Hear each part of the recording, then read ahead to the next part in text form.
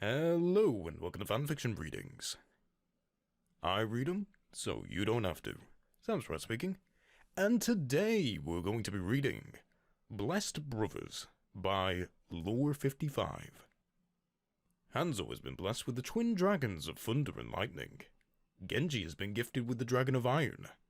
Jesse has never been given jack, but he sure was good at stealing hearts. Or, McCree accidentally seduced both Shimadas, and the noodle dragons won't leave him alone. Let us begin. Jesse had been in the game for a long time. Since he was in the double digits, just about. He liked to think of himself as an easygoing person, not quick to disquiet. However, Jesse McCree, like anyone born and raised in the Southwest, had a very healthy fear of snakes. He always had his ears open for the rattle that said he'd stepped too close, the flash of shining diamond patterns, or the soft whisper of scales on the earth. This awareness had lessened only slightly since he joined Blackwatch. Years in the past now. When he walked out of the shower one fine summer morning, and something distinctively serpentine dropped from the ceiling and onto his shoulders, Jesse reacted accordingly. That is to say, he screamed and ripped the thing off, throwing it to the wall and scrambling for his gun. In the time it took Jesse to dive for his bed, and the peacekeeper at its side, the snake had dropped to the floor and lifted its head to make some noise at him. Jesse drew and sighted on the snake that was chirping at him, and glowing, and feathered. The door swung open, and in came Genji. "Something the matter?" he asked. Jesse couldn't see beyond the pristine white of his new face armor, but he had known Genji long enough to hear the smile. It was there more often than it had been when they were Blackwatch boys. That, he pointed at the creature, came from the ceiling. Genji followed his finger, and released a put-upon sigh. "Ramen, come here," he ordered, putting down a hand. The little knot snake went towards him, trotting on 4 small legs. Now that his pulse was slowing down, Jesse was able to get a better look at Ramen. It was green, pale on the underbelly. There were not feathers around its head, but tufts of soft-looking fur that formed a puffy mane. It looked familiar. "Is that, your dragon?" Jesse asked at length. "You haven't seen him outside of the battlefield?" Genji sounded surprised. Then he released a low hum. "No, you wouldn't have. I wasn't in a state back then when he would manifest so freely." "He won't bite you," Genji teased. "Come here, cowboy." Jesse approached him slowly, eyes on the little critter. Was that really the beast that sprung to life when Genji was fighting? Could such a small animal be the same as the mass of verdant destruction he had watched tear men apart for years? The little green head popped up from where the dragon had coiled itself around Genji's arm. The tiny black eyes looked up at Jesse. One of its horns was broken on the right side, and a little scar ran across its neck, down halfway to its back. "Hi there, little fella." Jesse put his hand out in front of it, letting Ramen see his palm. Genji snickered at him. "He's not a dog. He knows who you are." "Well, ain't that nice? Fact remains, I don't know him at all." Jesse didn't look away from the dark eyes. They were fathomless, ancient, trying to suck him into the mystic depths. A tiny tongue poked out from the puppy dog mouth, and the dragon licked Jesse's finger. "He likes you," Genji cooed. Jesse flashed him a lopsided smile. "I'd have thought he'd have more reservations after I tossed him into the wall and all," Jesse said dryly. He straightened up and went looking for his clothes. Genji came further into the room and made himself comfortable on the bed. He had always moved with a preternatural grace, but now it was more relaxed. Genji as a whole was less like a rattler with his tail going, ready to strike at a first sign of danger. It was a good change. Jesse was going to have to thank his Omnic teacher one of these days. He is a reflection of myself. I am much more forgiving these days. Pass me that. Jesse pointed to the belt on the side table by Genji. What are you gonna do about your brother? I heard he left the rest of them behind, went into hiding. Genji handed over his belt, with the arm that didn't have the dragon around it. I have forgiven him for the past. Now, he must learn to forgive himself. The air hung with words that Genji didn't say. Jesse fetched a t-shirt from his drawer and waited. Genji usually told him what he was thinking, if he was given a chance. Ramen waited until Jesse had turned to face them again, before he launched himself at the cowboy. This time, Jesse didn't scream. He let the little creature circle his neck like a scarf, tiny claws prickling him through his shirt. I'm going to Hanamura next week. Hanzo will be there, to light incense for me. He wishes to honor his dead brother. Jesse snorted. Poor fella's wasting his time. Genji reached up and touched his visor. There was a soft whirl of hydraulics before the metal clinked away and he drew the green shield from his face. Jesse didn't so much as blink when the scars came into view. He was surprised by his eyes. Last time he had seen them, they had glowed a bloody red. Now, they were dark and soft, with the barest traces of green within. I want him to join the new Overwatch with us, Genji said. His eyes searched Jesse's face. They were all that was left of Blackwatch now. There was no one alive today that Jesse trusted more than Genji Shimada. Jesse touched Ramen's head lightly. Its mane was fluffy and soft. If you think it's a good idea, I'll toss my lot with yours. The line of Genji's face erased into a smile that disappeared behind the high cheeks of his face mask. Ramen nudged his nose into Jesse's jaw and chirped into his ear. Thank you, McCree. Jesse shook his head. I think you can call me Jesse now, can't you? Something in Genji's expression changed, and his smile got wider. His eyes brightened a shade, and Ramen practically started to purr. A reflection of Genji, huh? It was a testament to his skills that the perimeter alarm didn't go off when Hanzo Shimada came in under the cover of dusk the first day of July. It was a testament of Jesse's luck that he'd snuck out after his watch had ended to light a cigar, where Angela wouldn't catch him at the exact same time. He turned the corner, saw a flash of movement, and found himself staring hard at the man he wasn't sure he didn't know. One who stared right back at him. He tapped his metal fingers discreetly against the comm in his pocket. Genji had just relieved him. He'd be there in a few seconds. Jesse squinted in the dim light. Dawn crested on the other side of the watch point. Here they stood in a low light and long shadows. Asian, his brain supplied for him, running through the intel the way Gabe had told him all those years ago.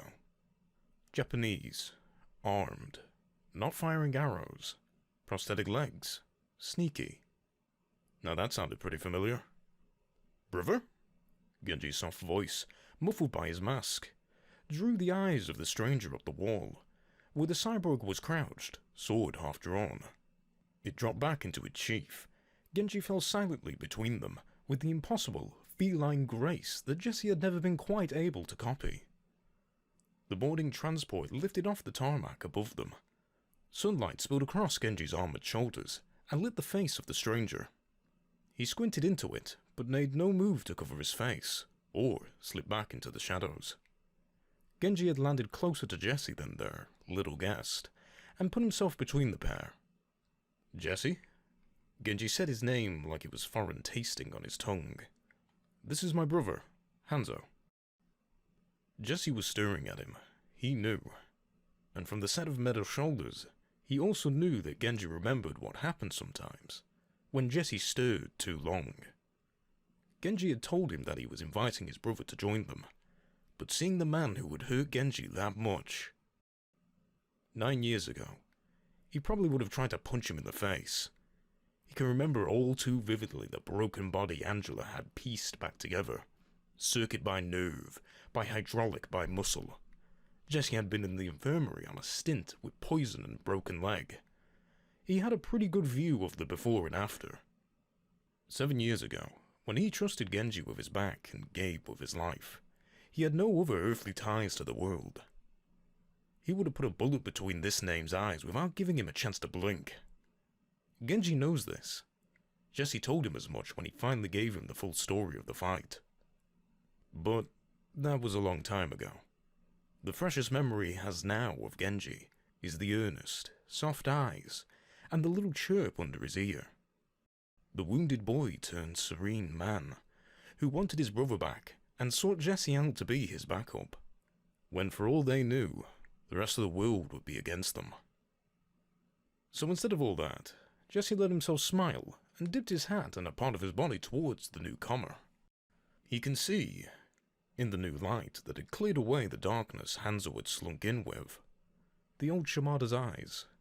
Sharp as they are clouded with grief. Though he holds himself proudly there, in the curl of his hands and the weight of his shoulders, Jesse could see the guilt weighing down on them. The way his eyes lingered on Genji, like if he looked away, the phantom of his brother would disappear. He had come for Genji. He had come for redemption. A part of Jesse wanted to know if he ever looked like Hanzo did, bordering on hopeful, grateful, and teetering on the edge of some dark chasm only he knew the true depths of. Probably not. He had come to Blackwatch looking for a way out of jail.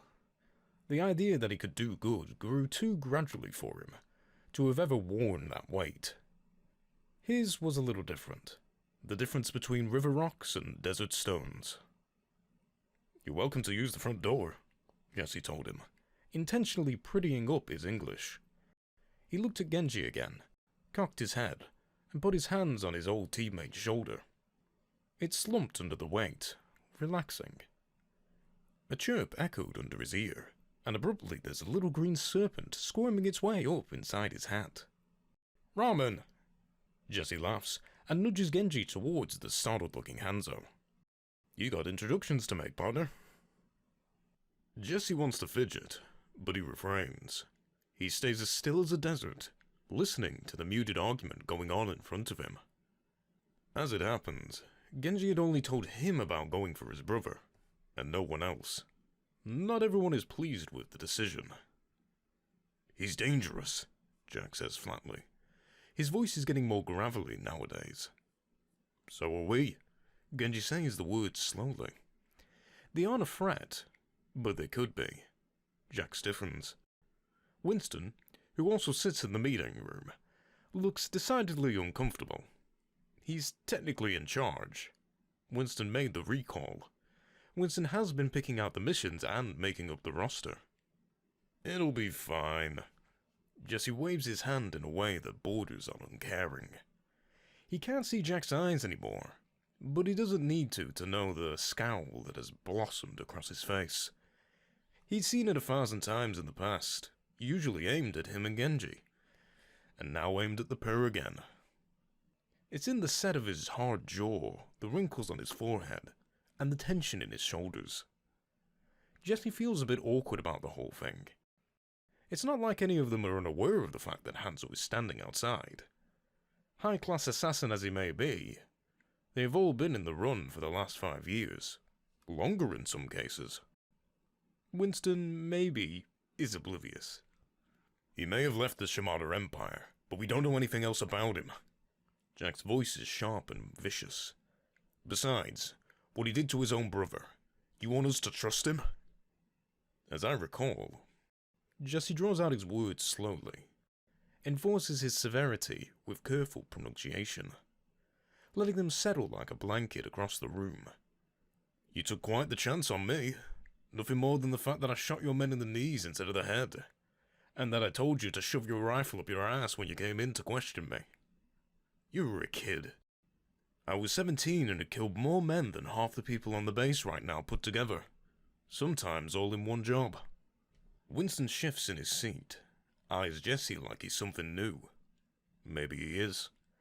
Blackwatch was always hush-hush about where they got their recruits, himself included. Genji says he's good. That's enough for me. Jesse stands, a note of finality in him, and his eyes fall across Jack. "I'll vouch for him too."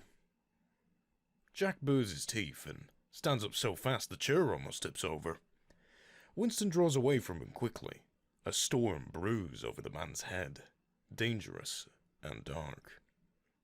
"If this blows up, it's on your head," he snaps. Jesse tips his hat in silent acknowledgement. He knew that. This was why Genji had come to him. He realized with blatant clarity that warms him from the inside out. Because he knew that whether Jesse had believed his brother's wish to repent or not, he would always support Genji when the time came for this. Genji trusted him, and only him, to have his back when he did something reckless. Winston made his escape as soon as Jack was down the hall, leaving Jesse and Genji alone. "Thank you." The words are soft. Jesse shakes his head, smiles ruefully. "There's worse things a fella can be guilty and repent. We both worked with folks like that, back in the day." He reminds him. Genji inclines his head. Still, "Thank you." "Anytime. You know I got your back, partner."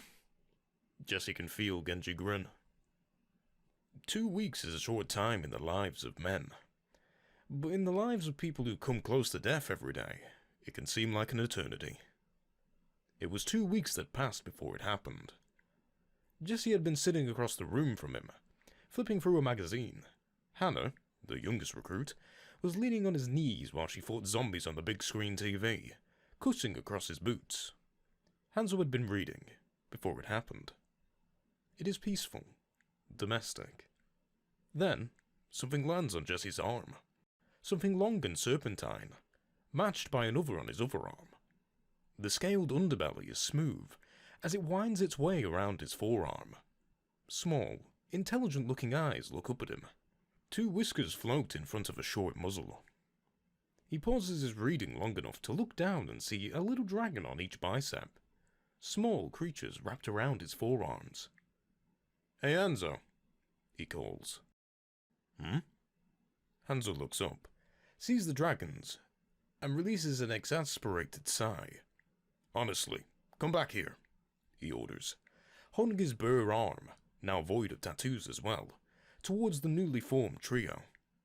One of the dragons, slightly smaller, and wrapped firmly around Jesse's right arm, bares his fangs and squeaks in objection.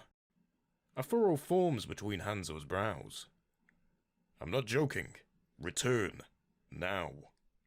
There is a heartbeat of defiance before the two uncurl themselves from Jesse's arms and slink across the room, back to Hanzo, and vanish under his skin once more. Jesse finds himself left behind, staring at Hanzo. Is that normal? Hanzo rarely expresses himself openly, but Jesse can see the flash of grimace that passes over his face. "It has not happened in some time. I apologize. They were very rude."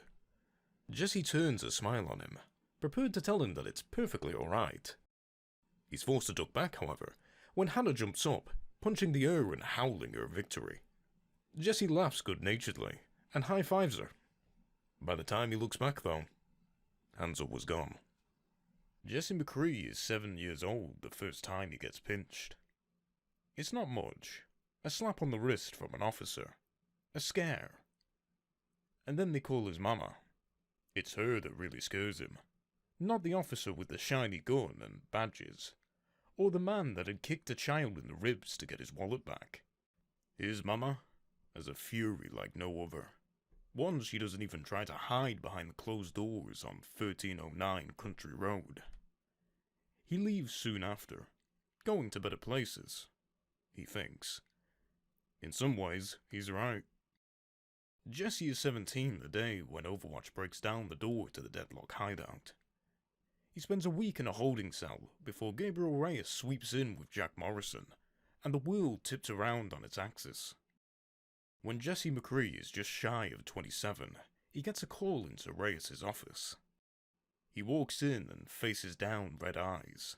There's battle fire in them, fury and pain, overriding the person that could have existed inside of them. The laugh lines that were starting to show up on the mangled face are twisted hard into a straight mouth that hides teeth. Jesse saw the before, the mangled corpse that Angela Ziegler brought new life into, Now he meets the after, Genji Shimada. At 37, many things in Jesse McCree's life had come and gone. 1309, Deadlock, Black Watch. They all faded into the past, until he found himself where he thought he would never be. In Overwatch once more. Only now, all the bureaucracy has been taken out of it. He knows they'll have to do some unsavory things. He knows it. Genji knows it. Soldier 76 knows it. Hanzo probably knows it too. Some of these kids that answer the call, they have no idea some of the things that have been done in the name of peace. Jesse is perfectly content to keep them in the light, where they don't have to see or do what's done in the shadows, even if it means he's the one that has to do things, bear the weight atop his shoulders. He's willing. Let the children be the heroes. Jesse hasn't been killed by the shadows yet. Jesse blows out a stream of smoke as the clouds gather. It drifts away into the air, vanishing into the grey sky. Clouds roll across his vision, and he leans his back on the wall of the watchpoint, letting the cement dig into his shoulders through the syrup. Genji and Hanzo are inside somewhere, still on the base. Lucio is with them, and Winston. Everyone else was deployed over the last few days. Soldier 76 gave up on running things. In fact, he hadn't even tried to get his place back at all.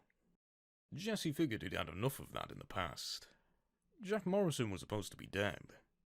And seeing him again, Jesse would deny to his dying day that he would take one look at him and bolt.